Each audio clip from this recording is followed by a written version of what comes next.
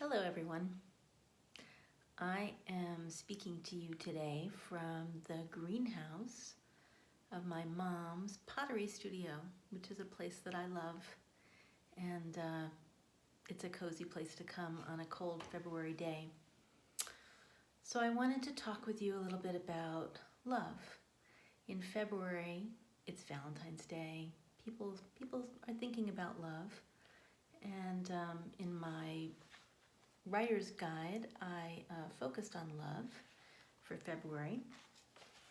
And I started with just asking the question, who or what have you really loved?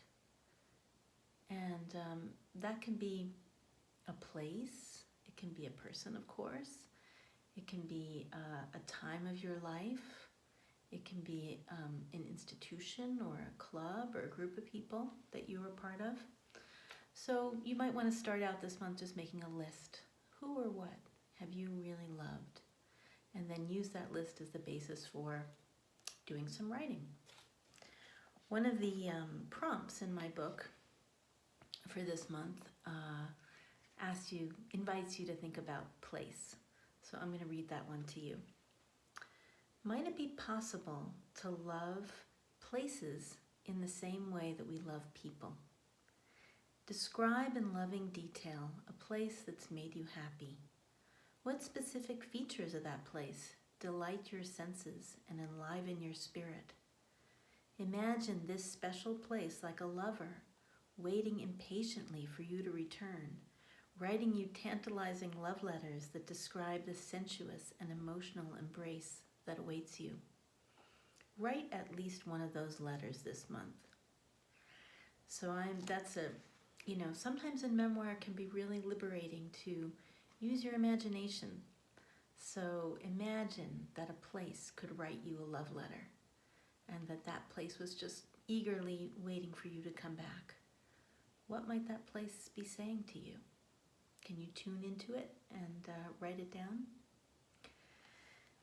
The other prompt that I often use when thinking about love and memoir is a poem by Rilke, introduced to me by Joanna Macy.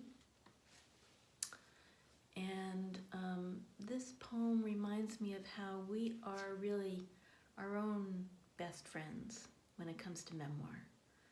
You write memoir out of love of yourself and your own life and trying to figure it all out for yourself. So this is a poem that kind of invites some reflection along those lines. I'm going to read it to you.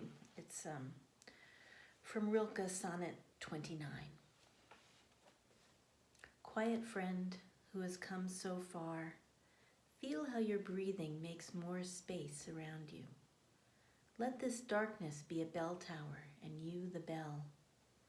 As you ring, what batters you becomes your strength. Move back and forth into the change. What is it like, such intensity of pain?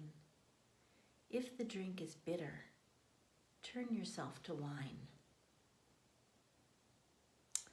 So, often memoir covers painful, bitter episodes from our past.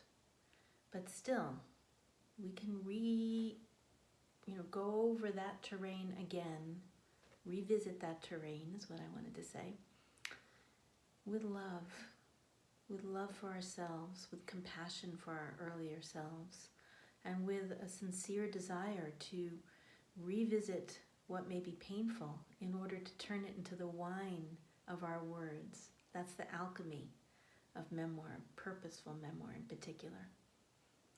So this month I invite you on that elemental journey. February is an air month, and it's a month perfect for reflection. So again, back to that starting question. Who or what have you really loved? Tell us about it this month. Sending love till next time.